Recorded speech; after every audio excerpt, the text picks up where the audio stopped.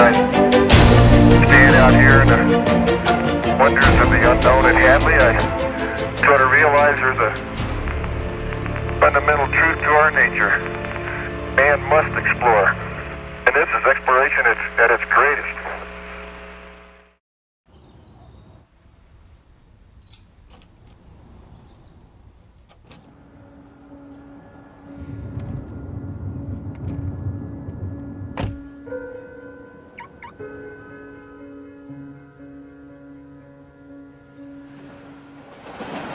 We don't do things the way we used to.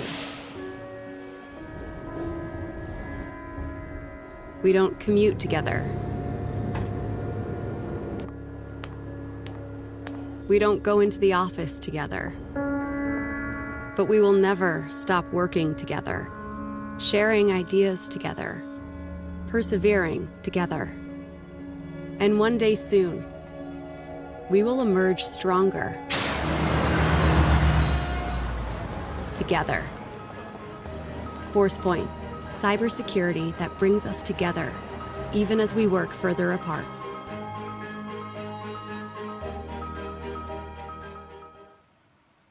As I just said, David Dabacic is with me in the studio. Forcepoint is a long-term working with real security. Yeah. Forcepoint has an interesting story with us, with our company. So they've been with us since the start.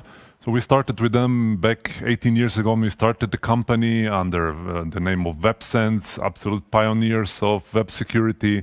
We worked with another company at that time, StoneSoft from Finland, doing great stuff with network security. And as WebSense grew, they merged together, both those companies, I would say, and rebranded to Forcepoint, being under Raytheon, doing some amazing stuff also for the military in the United States, and ended up with a great company on field of data and network security, probably the best. And we've been honored to work with them for 18 years. And one more thing, they've been with us on each and every single risk. So this is also their 15th anniversary together with us on this event. Thank you, guys. It's one thing that makes Risk really special, because it seems to me that everyone may be to some extent in competition, but they do it in great communication and respect for each other. Yeah, that's always very interesting to see all those people that were supposed to, let's say, really compete or maybe even hate each other. But no, they work together as friends. It's a small world. You never know when you end up. Absolutely. So let us, with our band, introduce the next presentation.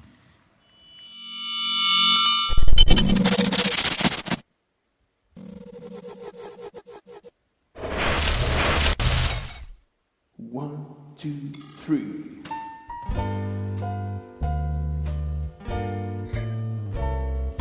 We'll meet again. Don't know where, don't know when, but I know we'll meet again some sunny day. Keep smiling through, just like you always do, till the blue skies drive the dark clouds far away.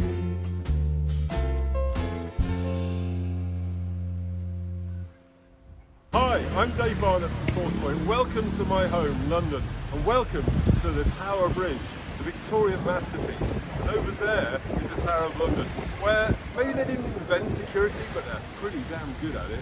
Let's go and take a look. So the Tower of London has been here for 1,000 years. The middle section, the White Tower, was started by the French, who invaded about 1,000 years ago. And in subsequent years, extra walls have been added.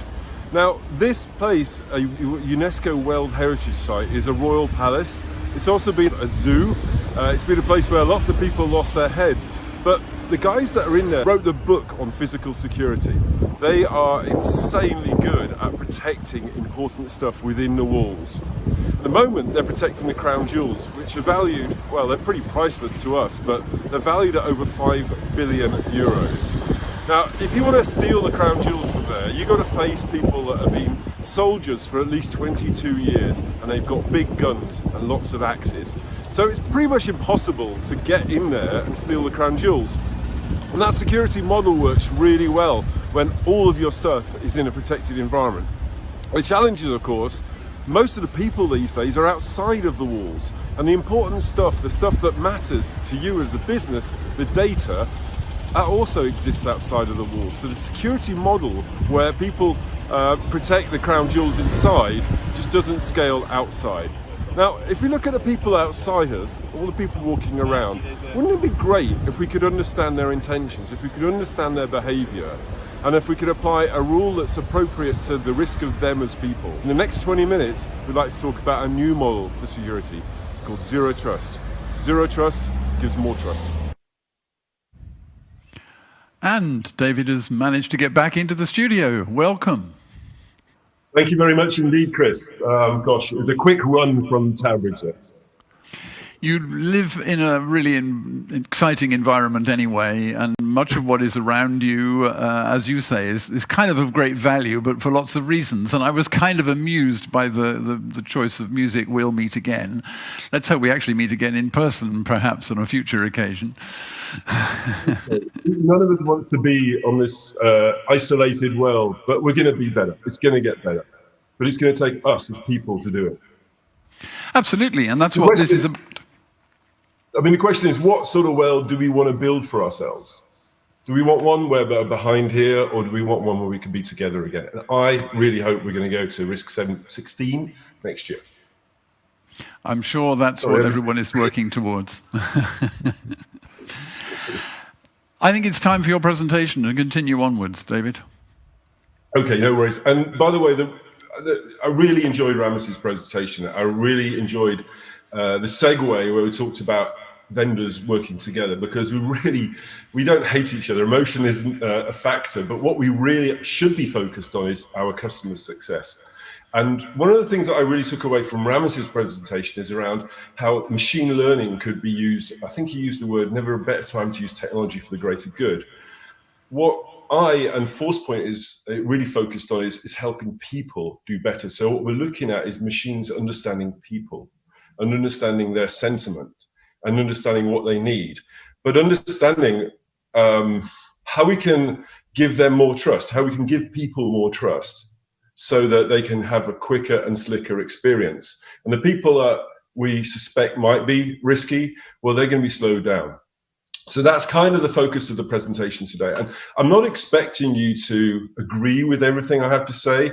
I'm not going to be selling you any particular products, but what I really want to focus on is challenging our perceptions of what the world is like and how it could be. Because if we're going to build a better world for ourselves in Slovenia, in Germany, in the UK, in London, where I am right now, in America, we have to focus on what people need.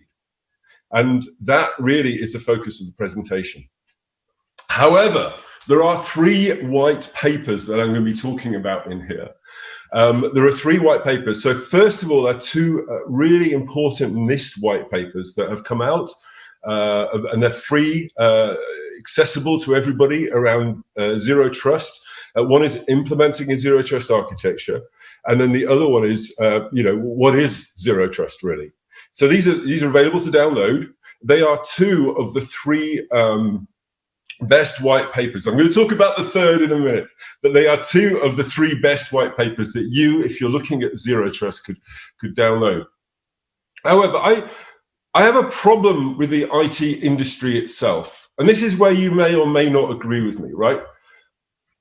I believe we should stop talking about people as users.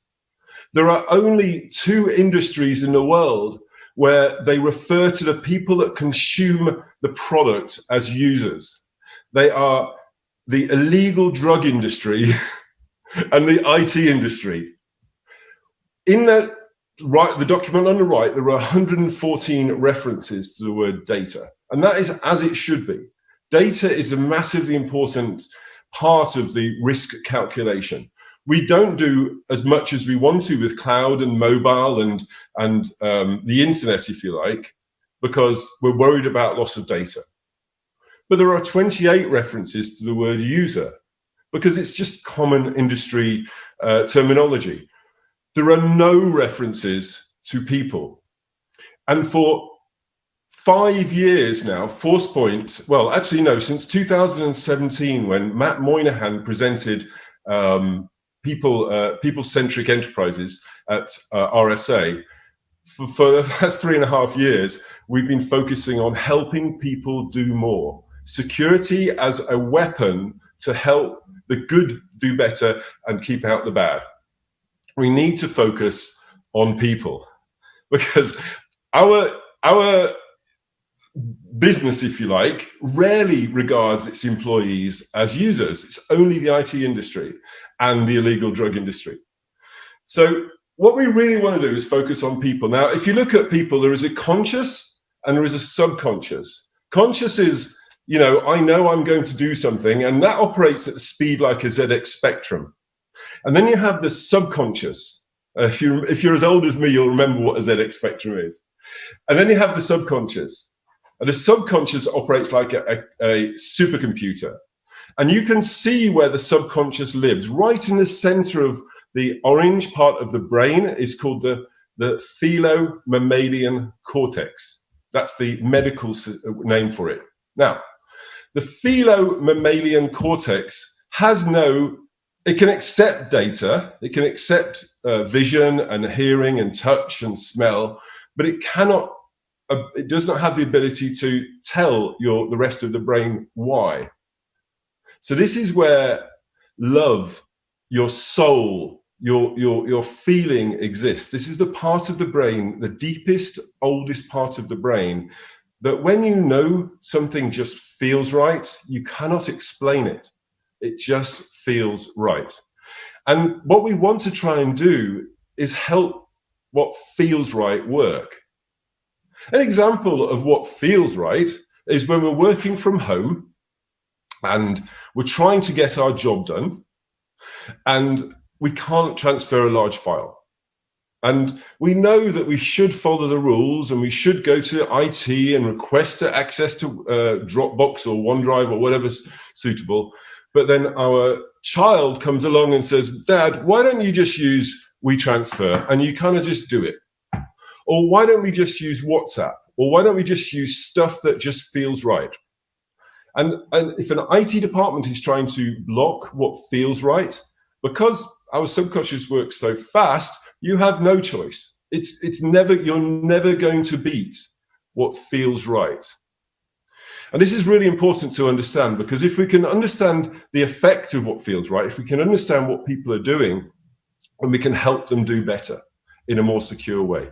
If we ignore it, if we create a world where we ignore what feels right, IT is going to end. We will have no purpose in the future. Because the thing is, what we don't want is to tell people what to do. We want beautiful future created by beautiful people that do amazing stuff. Now, Slovenia and the whole of Europe has a long history of creating wonderful art, wonderful music, wonderful food, and they do it because they do it with tools that are right. They feel right to the person that is using them. And they keep them clean. For hundreds of years, they keep those tools clean. Now, if we change our approach in IT to keep the tools that the users want to use clean, in the digital world, we are going to win. We are going to create unimaginable wealth and success for our people, not our users.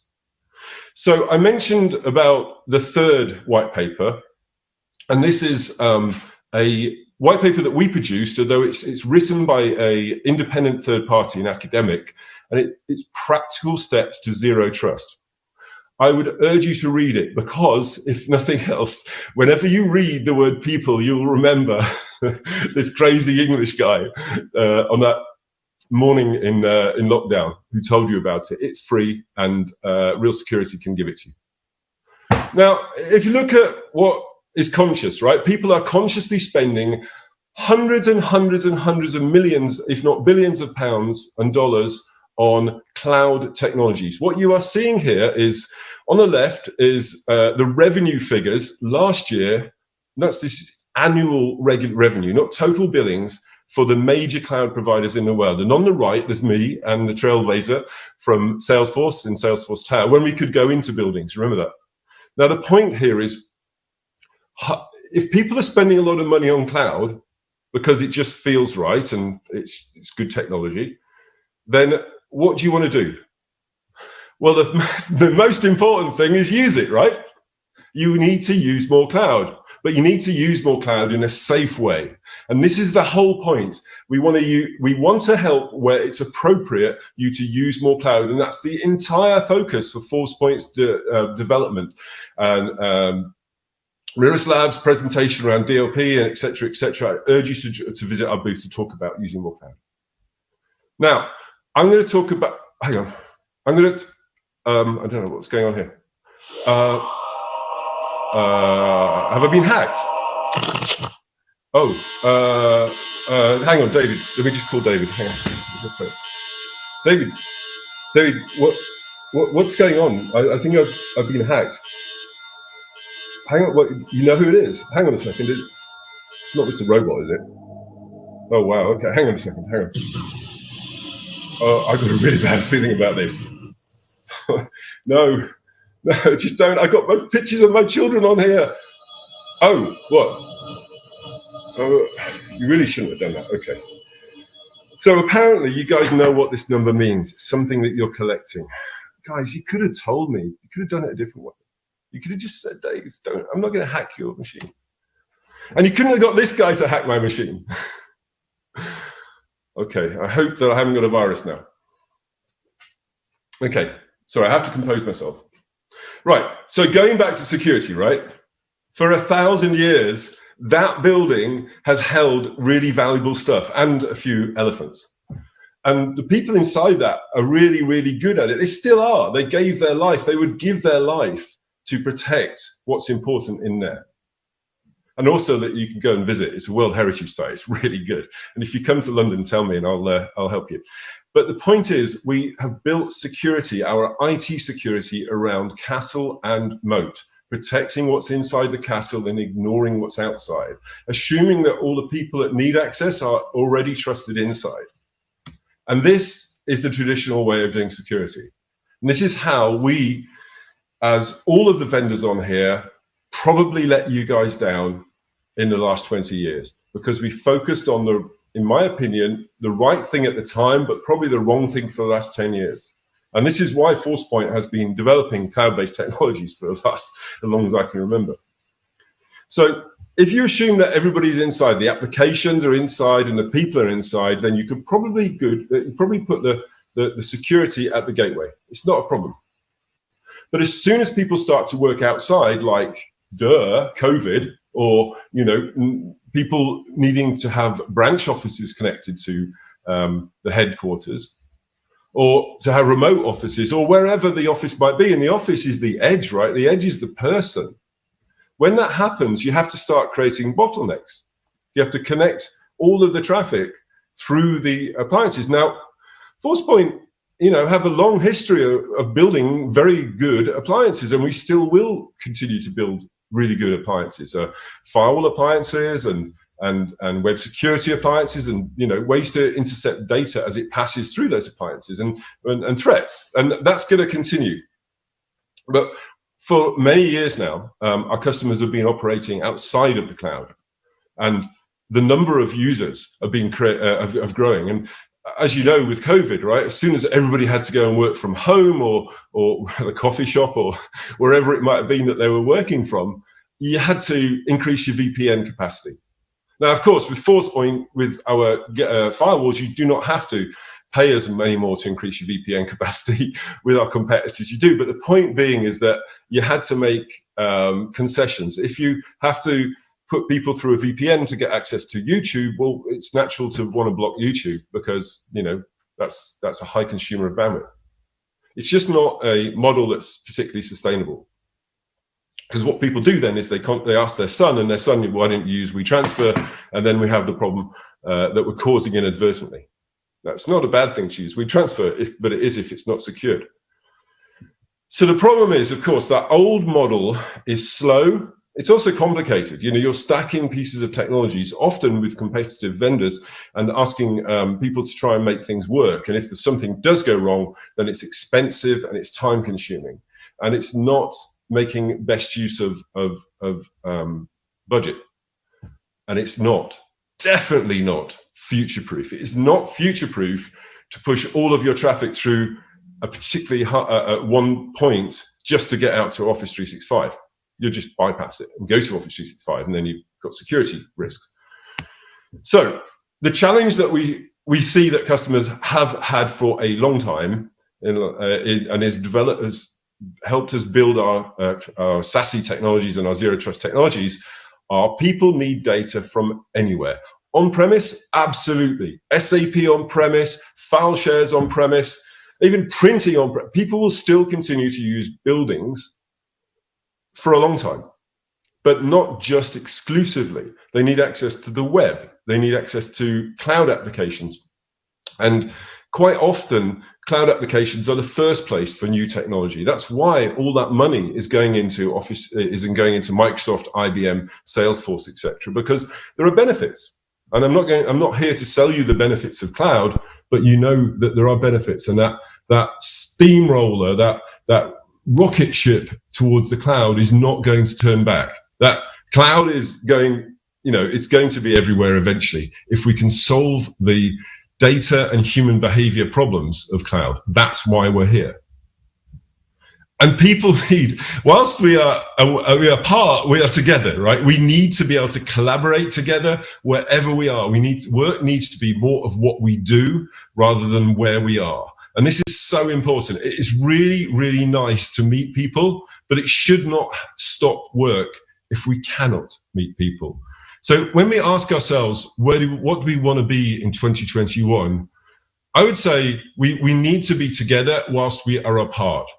We need technology to not get in the way. We need to be able to stop threats, credential threats and malware threats, but we need to protect that which is so important to us, which is the data.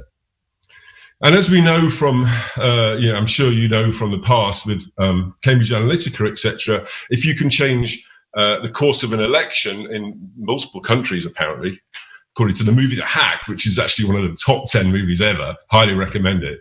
If you can change the course of an election with data, you can do anything. Data is really important.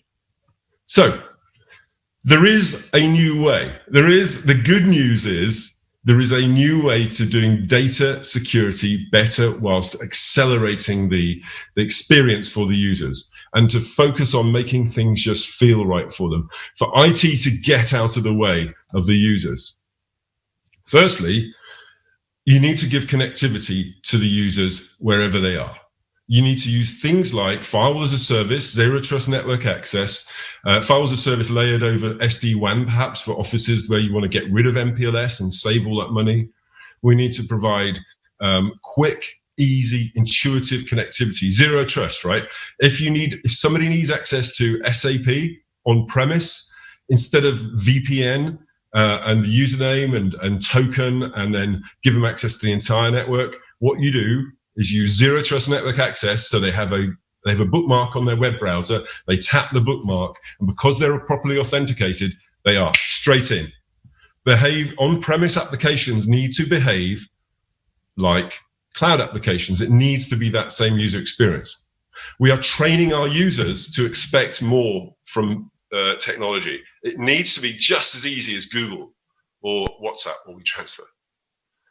Then we're going to talk about security, right? So if we can get the connectivity right, what we need to do is layer in that security. Now, we are not saying that there is no place for security on premise. That is not what we're saying. There is. But we are saying there is also a good story for security being in the cloud. It needs to have a couple of things, right? It needs to be as good as if it was on premise. It needs to be totally cloud native. It needs to be incredibly quick. And if we're going to secure Office 365, when Microsoft says, we'll just avoid the proxy, if we're going to secure Office 365, we need to get out of the way. We need to improve the performance of Office 365. And on that subject, if you acquire an E3 or an E5 license, you acquire multiple products. It's a bundle. And there are some things that you will use, and there's some things that you will decide are too risky. Our job is to improve the performance of Office 365 and also allow you to use more of it. Remember, use more cloud safely before I got hacked by the guys at Real Security. We want to allow you to use more. If you're going to be using Azure or AWS or Google Compute or whatever it happens to be, or IBM to do it for your private IaaS or PaaS, we need to put guardrails in place so that your developers don't do stuff that could put risk into the whole infrastructure. So what we can do and where we're going and what we're delivering right now with Cloud Security Gateway is fast connectivity for your users that just feels right, a consumer-like experience that's easy for them to use.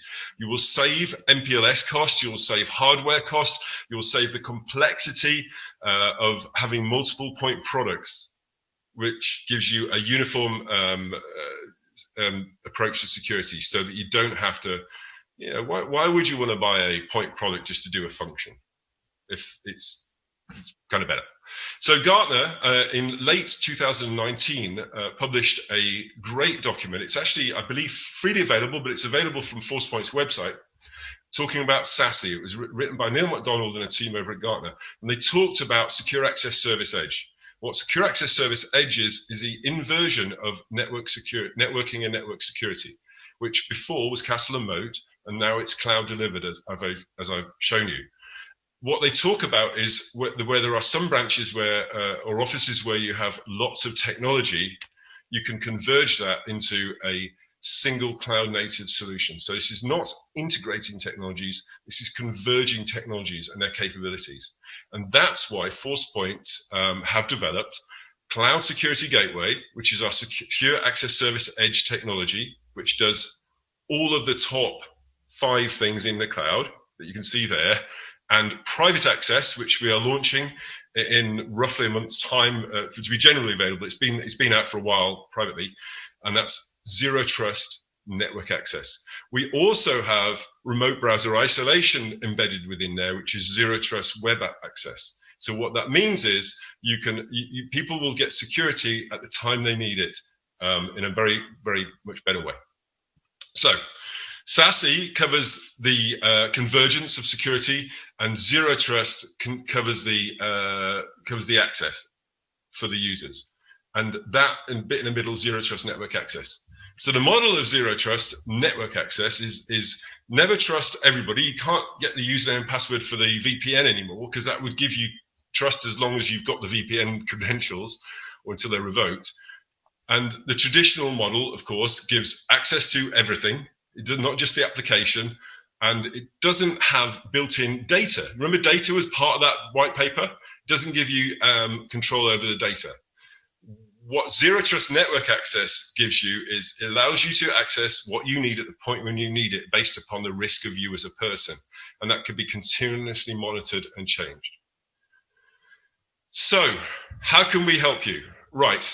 So what can you do for you? So firstly, you do not have to buy our Zero Trust network access and our SASE solution. We make the other stuff as well.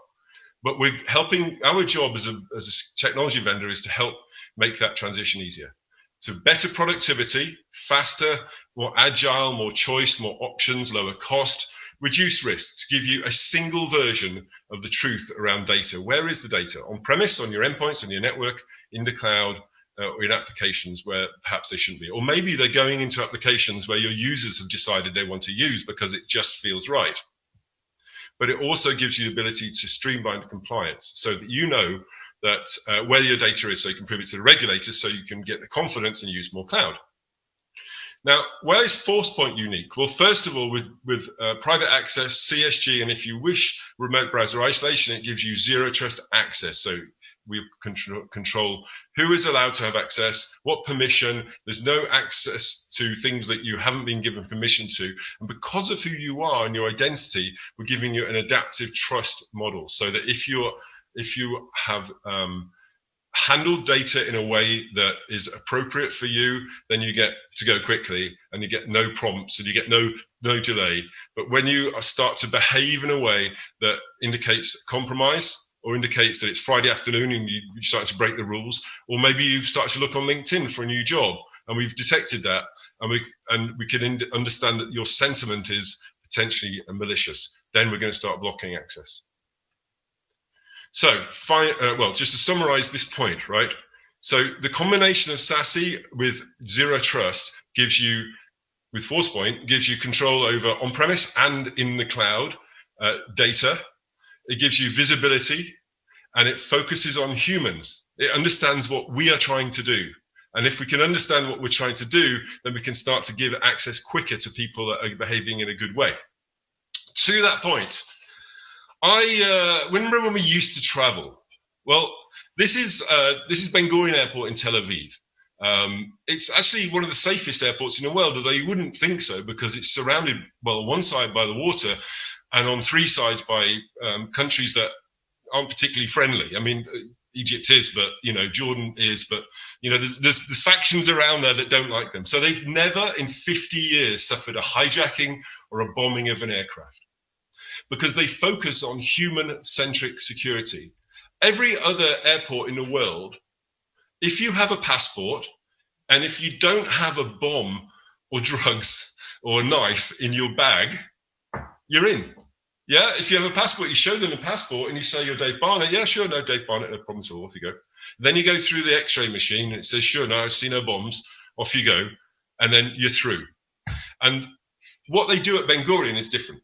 So first of all, when you get in a taxi to go to the airport, there's a checkpoint. You don't even get to the airport without them stopping the car and looking inside, checking who you are, whether or not you're starting to sweat and behave badly.